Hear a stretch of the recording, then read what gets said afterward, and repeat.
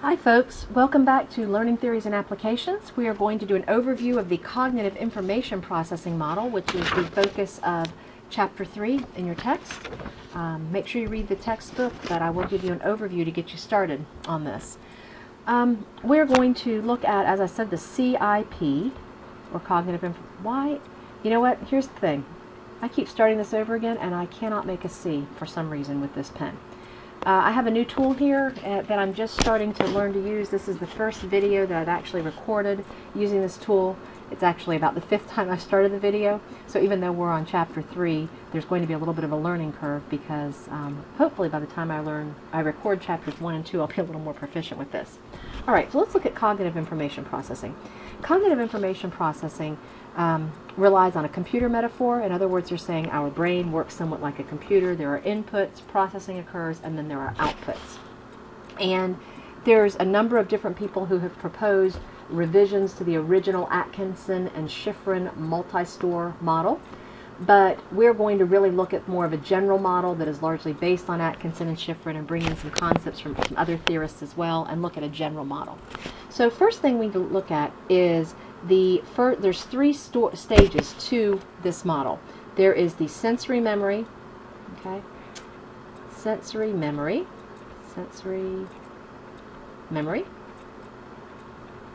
And then we have over here working memory. All right, working memory. And then at the end of this, we have long-term memory. Working memory is also called short-term memory, by the way, but we're going to call it working memory because it does a lot of work, and we want to emphasize the work aspect of it, not the short-term aspect of it. All right, over here we have long-term memory.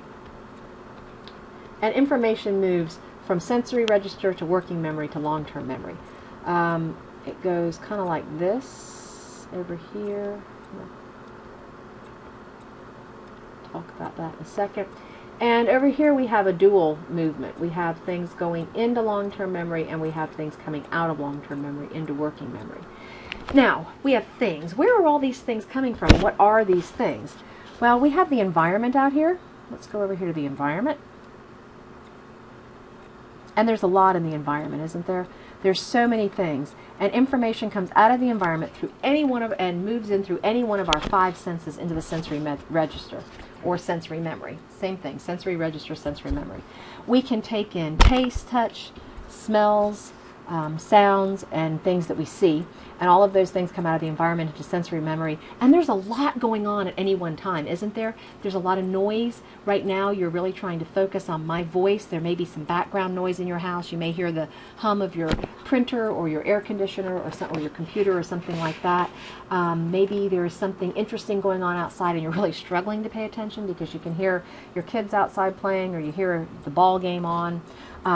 We also have tastes that are influencing us coming in from the environment. We have smells. Maybe there's a smell that we're noticing.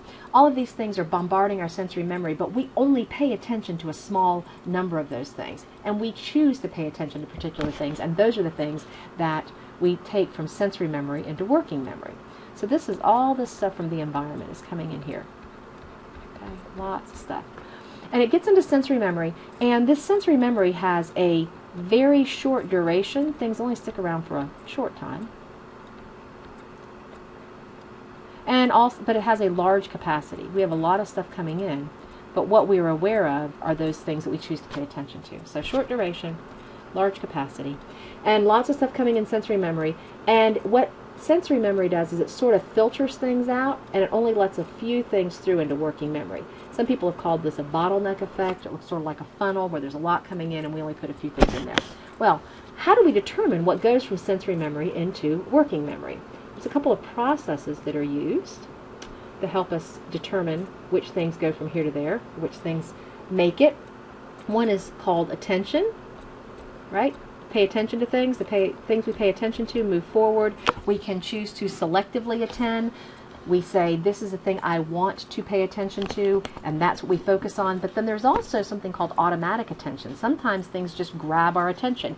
You're selectively selectively attending to this video, and you're really trying to learn, and all of a sudden you hear a crash in the other part of the house that grabs you automatically. You kind of glance around, and now you've kind of lost what I said, right? That happens. So we've got selective and automatic attention. Either one of those will serve to move information into working memory. We also have to engage in the process of pattern recognition. If we don't know what something is, it's a lot harder to move it forward than if we do. Okay. We can still move it forward with pattern without recognizing it, but we have to just really work to make sense of it. Once things get into working memory, they stick around for a little bit longer than sensory memory. When I said this is very short duration, it is less than 1 second. Okay. Over here, things stick around for 20 to 30 seconds, unless we process them further. Can't make a 3. And we usually can hold somewhere between 5 to 9 items that are unrelated in working memory. 5 to 9 unrelated items. Unrelated. And a guy named George Miller did a study in the 50s called the magical number 7 plus or minus 2, where he explored the capacity limits of working memory and found that we hold about 5 to 9 items in our working memory if they are unrelated. If they are related, if we can put things in clusters or chunks, then we can hold more information in our working memory. So if you've got a grocery list and you just have a lot of things, you've got ricotta cheese, flour, lemon juice, bread, butter, mozzarella cheese, vanilla extract, sugar, noodles, eggs.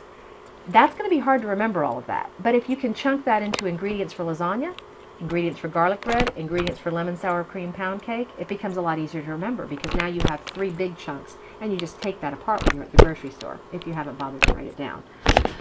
All right. So in working memory, we are trying to move information from working memory to long-term memory, and we can do that through 2 different processes. We either use rehearsal or encoding. We try to get things over through rehearsal or encoding. And rehearsal involves just saying something over and over again, and encoding involves making something meaningful. So both rehearsal and encoding can allow us to move things over here. How does this all work? Well, we have information here that we are encoding from working memory to long-term memory, and here we have retrieval. We bring things out of long-term memory to help us with our encoding or even our chunking, okay, even just our rehearsal of things. And so we've got things moving both ways from working memory to long-term memory. We take what's here, we try to make it meaningful with what we have over here, and once we make it meaningful, we move it over here. Sometimes we don't make it meaningful. We just say it over and over and over again, and we can sort of force it over there, but the things don't tend to stick around as long if we're just rehearsing. Long-term memory has an unlimited capacity and an unlimited duration. Unlimited capacity, it looks like crap, sorry about that, and duration, okay? All right, and things stick around in there forever. And then once they're in there, we have to try to bring things out of long-term memory, and we bring things out, as we said, into working memory. And sometimes what we're bringing out is information that we recall, and sometimes it's information that we just recognize. So it may be that somebody says, what's that person's name? And you say, I have no idea. And then you look down a list of names and you say, oh yeah, I know who that is. That's so-and-so. So you couldn't recall the name, but you can recognize it. So that depends on the strength of the memory trace and things like that. You can read more about that in your book. All right. So we also can forget things from long-term memory. So even though we supposedly have an unlimited capacity and duration, things do, they can go away eventually through forgetting. So it may not be quite unlimited, but it's long. And forgetting occurs through sort of 3 processes. We can either fail to encode. We never made sense of it in the first place, so it didn't really go to long-term memory very well. We just thought it did. We can fail to retrieve. It's there, but we can't get it out. You know, I know I put it somewhere safe, but I surely don't know where. Isn't that frustrating? Or we can have something called interference. where the information is there, but something gets in the way of our ability to pull it out. Interference. We just put that phone number in our memory, but then something else came in and now we can't find it. Remember that 478-3417 number? All right, let's trace one particular stimulus through this model and see how everything works. All right? Hang on just one second.